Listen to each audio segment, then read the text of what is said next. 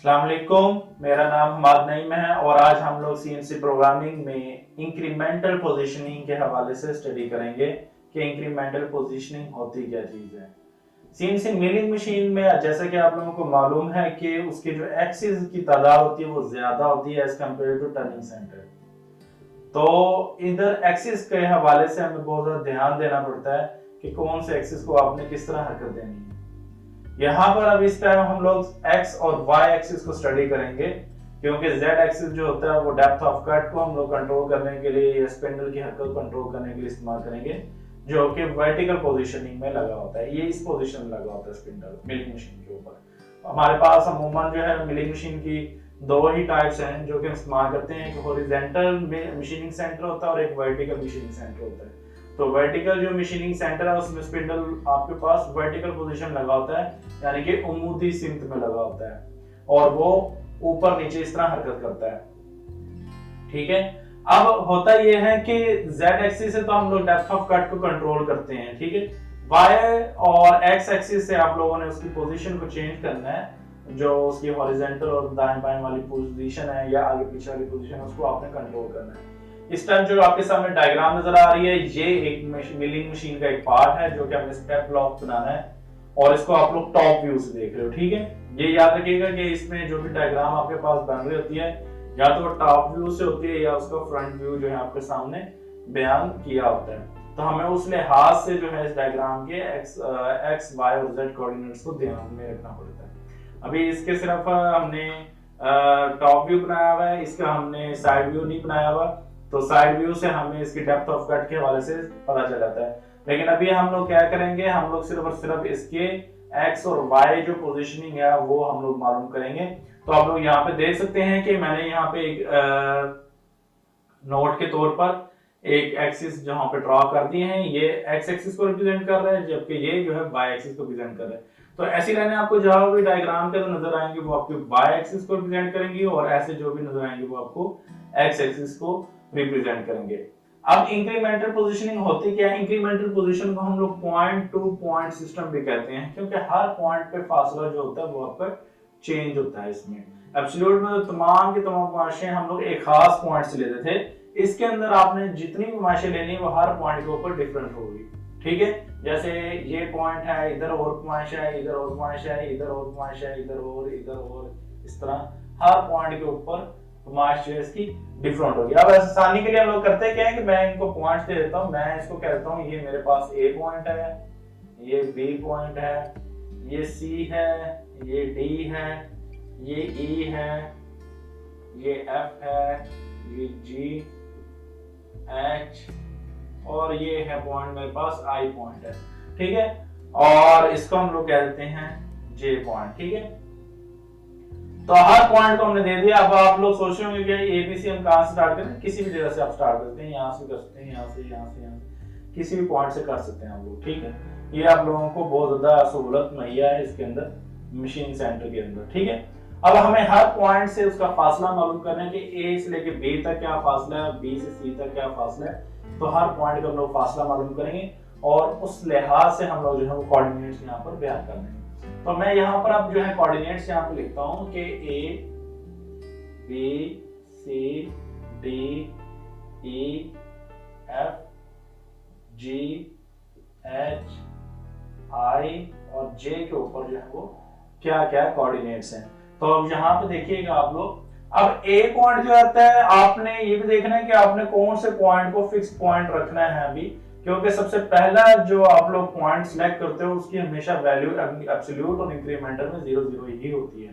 ठीक है, अब किसी भी जगह पे आप खड़े हो जाएंगे, साकिन पोजीशन में रहेंगे, तो उसकी वैल्यू जो है वो x में, y में या और जितने भी एक्सिस हैं उनमें 0 0 ही वैल्यू होगी। ठीक है, बेशक आप j पॉइंट को सिलेक्ट कर लेते हैं तो इसकी वैल्यू भी 0 0 ही होगी। ठीक है, अब मैं ऐसा करता हूं कि इसमें a पॉइंट जो है उसको मैं सिलेक्ट कर लेता हूं और ए पॉइंट को सिलेक्ट करते हुए यहां से आगे तमाम माशे जो है वो मैं लेके जाता हूं। अब ए पॉइंट के ऊपर जो आपके पास x की वैल्यू है वो 0 होगी और y की वैल्यू भी 0 होगी। उसकी वजह यह है कि ये भी फिक्स पॉइंट हमने रखा है। अब a से b की तरफ टूल में जाना है तो सबसे पहले तो हमें देखना है कि कौन सी डायरेक्शन में जा रहा है, ये कौन सी पोजीशन में जा रहा है, कौन से एक्सिस के अंदर हरकत कर रहा है। तो ये वाई एक्सिस के अंदर हरकत कर रहा है और वो भी पॉजिटिव के अंदर, क्योंकि अभी इस टाइम ये इसका पॉजिटिव है, इस पॉइंट से ये ऊपर की तरफ जा रहा है, तो ये इसका पॉजिटिव वाई एक्सिस होगा। ठीक है, तो अब बी की तरफ जा रहा है तो मैं यहाँ पे लिख दूंगा कि वाई जो है वो बी के अंदर हरकत हो रही है। आप लोग x0 और y30 लिख सकते हो क्योंकि इसकी y30 दी हुई है। अब मैं यहाँ पे अगर y30 लिख दूंगा तो इसमें कोई भी डिफिकल्टी वाली बात नहीं है, क्योंकि डेफिनेटली x पहले 0 था, सॉरी x0 था यहाँ पर, तो y जो है वो हमारे पास 30 हो गया, तो x की यानी कि कोई हरकत अभी ट्रेवल नहीं हुई। ठीक है, अब उसके बाद देखें बी पॉइंट पे जब टूल पहुंच गया है तो इसकी वैल्यू रीसेट हो गई है। ठीक है, इसकी वैल्यू रीसेट। अब मैं इसकी जस्ट एक आपको एग्जांपल देता हूं। जब हम लोग गाड़ी में सफर करते हैं तो जब अपने फ्यूल डलवाया या मोटरसाइकिल में आपने फ्यूल डलवाया तो उस टाइम आपने क्या किया था, उसके मीटर को रीसेट कर दिया था। रीसेट किया आपने तो आपने मुख्तलिफ जगहों के ऊपर डिस्टेंस जो है आपने मुख्तलिफ ट्रैवल किया। फॉर एग्जांपल आप लाहौर से जो है, लाहौर में एक शहर है शाहदरा, ठीक है, शाहदरा से आपने पेट्रोल डलवाया और शाहदरा से आप लोग केनाल तक जाते हैं तो लगभग जो है आपने 15 किलोमीटर जो है ट्रैवल किया, आपने फासला ट्रैवल किया। अब 15 किलोमीटर आपने जब फासला ट्रैवल किया तो आपने जो है शाहदरा से आप लोग केनाल पे जाके रुक गए। जहां पे आप लोग रुकेंगे वो दोबारा से आपका पॉइंट 0 हो जाएगा। ठीक है, पॉइंट क्या हो जाएगा, 0 हो जाएगा। अब जैसे देखो ये y30 तक पहुंच गया टूल। ठीक है, जब बी पॉइंट के ऊपर वो टूल पहुंच गया तो अब उसकी वैल्यू जो है वो 0 हो गई है। ठीक है, कैसे 0 हुआ है, अब आपके जो एक्सिस है वो यहाँ पे बन गए दोबारा से। ठीक है, तो बी पे पहुंचकर उसकी तमाम की तमाम वैल्यू 0 हो जाती है। अब बी से उसने सी की तरफ ट्रेवल करना है तो सी के ऊपर ट्रेवल करते हुए वो एक्स में जा रहा है या वाई में जा रहा है, ये आपको देखना पड़ेगा। क्या कहां से पता चलेगा आपको, इन एक्सिस को देखते हुए। तो अब ये इस एक्सिस की तरफ जा रहा है जो कि नेगेटिव को रिप्रेजेंट कर रहा है। अगर मैं यहाँ पे इसको ड्रॉ करूं इस तरह तो ये x नेगेटिव बनता है और नीचे की तरफ y नेगेटिव बनता है। ठीक है, तो अब ये इस साइड पे जा रहा है, ये इसका एब्सोल्यूट पॉइंट बन गया था। अब तो अब जो है यहाँ से इस साइड पे जा रहा है तो y ये x नेगेटिव में जाएगा, तो x नेगेटिव 30 वहां जो है वो नीचे देंगे। फरमाइशी निजाम जो है वो आप कोई भी रख सकते हैं। आप प्रोग्राम के लिए ये देखें, प्रोग्रामिंग में बहुत ज्यादा आसानी होती है। आपके डायमेंशंस जो हैं वो एब्सोल्यूट में हो तो आप प्रोग्राम इंक्रीमेंटल में बना सकते हैं, अगर आपकी फरमाइशी इंक्रीमेंटल में तो एब्सोल्यूट में बना सकते हैं। या आपका प्रोग्राम जो है ड्यूल डिमेंशन, आपकी डायग्राम में ड्यूल डिमेंशन सिस्टम है, जैसे कि मैं डायग्राम जो बनाई हुई है ड्यूल डिमेंशन सिस्टम को रिप्रेजेंट कर रही है। इसमें एब्सोल्यूट पोजीशन है, एब्सोल्यूट डिमेंशन भी है और इंक्रीमेंटल डिमेंशन दोनों मिक्स हैं। तो आप इसको देखकर जो आपको आसान लगता है उस तरीके से आप लोग डिमेंशन के मुताबिक मैच निकाल सकते हो। लेकिन जो प्रोग्राम है वो आपने देखना है कि अगर आपको कहा है कि आपने इंक्रीमेंटल बनाना है तो आपको इंक्रीमेंटल में ही प्रोग्राम बनाना पड़ेगा, और अगर आपको कहा है कि एब्सोल्यूट बनाना है तो आपको एब्सोल्यूट में ही प्रोग्राम बनाना पड़ेगा। अब देखिए ये बी से सी पॉइंट तक पहुंच गया। अब सी पॉइंट जो है इसका वो 0 0 हो गया। अब ये आप इसके कोऑर्डिनेट्स बन गए इसके। ठीक है, यहाँ पे सी तक जब पहुंच गया टूल तो अब इसका x भी 0 हो गया और y भी 0। अब सी दोबारा उसने d की तरफ जाना है तो इसकी जो डायमेंशन दी हुई है वो हमें दी हुई है 30 mm। ठीक है, तो अब जो 30 mm है वो हम लोग लिखेंगे। एब्सोल्यूट में क्या होता था कि हम लोग a से ही मार्च लेते थे और a से जब d तक मार्च लेते थे तो वो हमारे पास 60 बन रहा था, 30 ये और 30 ये। लेकिन यहाँ पे क्या होगा, टूल जब सी पॉइंट पे पहुंचा तो उसकी x और y और जो भी जितने भी एक्सिस होंगे सारे सारे 0 हो जाएंगे। दोबारा हमें सी से d के पॉइंट पे जाना है तो इसकी फॉर्मेशन हम लोग नोट करेंगे। अब d तक जो पहुंचे हैं तो y में ये हरकत जा रहा है, c से d तक जो है y में हरकत हो रही है और पॉजिटिव में हो रही है, तो मैं यहाँ पे लिखूंगा y30। ठीक है, ये बहुत ही आसान सिस्टम है। इस वजह से ज्यादातर हम लोग जो है इंक्रीमेंटल पोजिशनिंग सिस्टम ही इस्तेमाल करते हैं मिलिंग मशीन के ऊपर, क्योंकि ये आसान होता है। लेकिन ये कुछ देखिएगा कि ये डायग्राम टू डायग्राम जो वेरी करता है कि डायग्राम अगर मुश्किल है या मुश्किल है उसमें कॉम्प्लिकेशन है तो हमें उसको किस सिस्टम में बनाना है वो देख के हम लोग अंदाजा लगाते हैं उसका। अब ये डी पॉइंट पहुंच गया। अब डी पॉइंट जो है इसका वो 0 0 पोजीशनिंग पे आ गया है, इसके एक्स भी 0 हो गए, वाई भी 0 हो गया, जेड भी हो गया, ए बी सी जितने भी उसके एक्सिस हैं वो सारे 0 हो गए। अब डी से ई की तरफ जाना तो वापस जो है ये नेगेटिव में जा रहा है। ठीक है, तो इस तरह से हमारे पास एक्स जो है नेगेटिव 30 आ जाएगा। ठीक है, इसमें अब ये नहीं करना कि आपने 60 इसको लिखना है, बल्कि आपने इसमें जो जहां पे पहले टूल पहुंच चुके हैं आप उससे आगे जितनी मार्च हरकत की है वो आपने इसमें बताना है। अब ई से एफ की तरफ जा रहा है, ई पे पहुंच गया तो टूल जी 0 0 हो गया। अब ई से एफ की तरफ जा रहा है तो आप उसके पास आपके पास 30 mm हो गया, y 30 लिखिए। अब एफ से पहुंच गया है, जी पे जाएंगे तो x नेगेटिव 30 होगा। और उसके बाद h पर, ठीक है, g पे पहुंच गया है, h पे जाना है अब इसने, तो h हमारे पास y 30 होगा।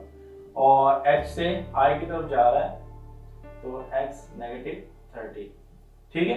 अब i पे टूल पहुंच चुका है हमारा, ठीक है, i पे टूल पहुंच गया। i से आपने j पे जाना है तो उसके लिए आपको मार्श को देखना पड़ेगा कि नीचे की तरफ जा रहा है मार्श, ठीक है। ये देखें, अगर मैं इसको इस तरह ड्रॉ करूं तो ये देखें, ये x पॉजिटिव, ये y पॉजिटिव, ये x नेगेटिव और ये y नेगेटिव। अब ये y नेगेटिव नीचे की तरफ जा रहा है और मार्श हमारी कितनी है, y नेगेटिव से ये अपने i से j की तरफ जाना है तो इसकी कुल मार्श कितनी है, 30 30 60 90 और 30 120। तो i से j तक की जो मार्श होगी वो नेगेटिव में होगी। और नेगेटिव आप कितनी लिखेंगे, y नेगेटिव 120, ठीक है, क्योंकि j पॉइंट की तरफ जा रहा है, नीचे आ रहा है। और मार्श कितनी है वो आप दे दी, ये हमने टोटल मार्श जो है वो लिख दी यहाँ पर। तो ये तरीकाकार होता है मिलिंग मशीन के ऊपर पोजीशनिंग मालूम करना और प्रोग्राम बनाना। अगर आपने इंक्रीमेंटल प्रोग्राम बनाना है तो जिस तरह हम लोगों ने टर्निंग सेंटर कोऑर्डिनेट्स दिए थे, बिल्कुल सेम इसी तरह ही हम लोग कोऑर्डिनेट्स लिखेंगे। और इसके शुरू में जो है हम लोग एक कोड लगा देंगे, जैसे G01 होता है, G02, डिफरेंट जो कोड्स हैं वो हम लगाकर उसके प्रोग्राम को हल कर सकते हैं, ठीक है। उम्मीद करता हूँ इस लेक्चर की आपको समझ में आई होगी और ये बहुत ही आसान है, एब्सोल्यूट की निस्बत आसान होता है और इसमें आप डिफरेंट किस्म की डायग्राम्स बना सकते हैं। अभी तो आप लोगों को मैं एक असाइनमेंट दे देता हूँ यहाँ पर, वो असाइनमेंट जो है वो आप लोगों ने कंप्लीट करनी है और मुझे जो है वो सेंड करनी है, ठीक है। तो जो असाइनमेंट है उसके अंदर आप लोगों ने करना ये है कि ये डायग्राम जो है आपने बनानी है, इसके तमाम की तमाम जो मार्शें होंगी वो 30 mm ही होंगी, ठीक है।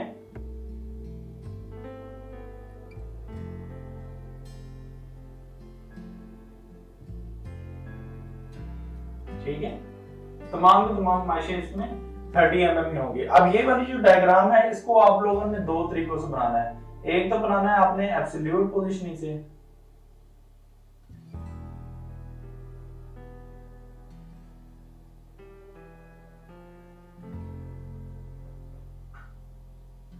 एब्सोल्यूट पोजीशनिंग, और दूसरा आपने इंक्रीमेंटल पोजीशनिंग बनाना है,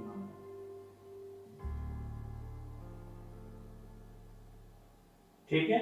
ये दोनों आपने इस तरीके से बना के मुझे जो है वो व्हाट्सएप करना है या आप मुझे गूगल क्लासरूम पर फॉलो कर सकते हैं, ठीक है। ये आपने मुझे असाइनमेंट सेंड करनी है। अब इसकी तमाम जो डायमेंशंस हैं वो बता देता हूँ कि ईच जो लाइन है वो 30 mm है, 30 mm की लाइन है, ठीक है। हर लाइन 30 mm की है। तो आपने इसकी डायग्राम बनाकर मुझे लाजमी शेयर करनी है, ठीक है। तो उम्मीद करता हूँ इस लेक्चर की समझ में आ गई होगी और हो सके तो इसके आप लोगों ने एब्सोल्यूट भी तैयार करने हैं, ठीक है। ये मैंने इंक्रीमेंटल किए थे, ठीक है। इधर आप लोगों ने एब्सोल्यूट जो है इसके पोजीशनिंग के हिसाब से आपने तैयार करके मुझे सेंड करने हैं, ठीक है, लाजमी आप लोगों ने। तो thank you very much, Allah Hafiz.